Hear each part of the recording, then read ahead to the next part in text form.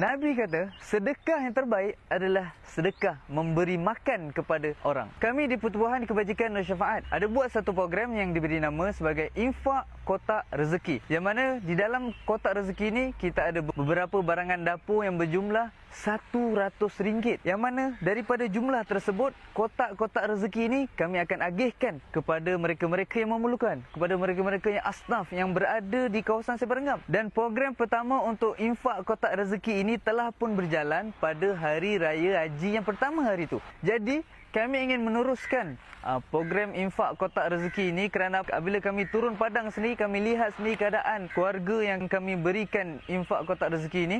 Masya Allah, mereka ini sangat-sangat memerlukan barangan-barangan dapur seperti beras, minyak, tepung, gula, susu dan macam-macam lagi. Dan insya Allah dalam anggaran RM100. Jadi kepada anda di luar sana yang nak bersama-sama dengan perjuangan kami untuk kami bantu orang-orang yang memerlukan barangan-barangan dapur ini, boleh DM kami dan boleh join program infak kotak rezeki untuk kami agihkan kotak-kotak rezeki ini kepada mereka-mereka yang memerlukan di daerah Keluang. Jangan lupa like, komen dan share video ni banyak-banyak.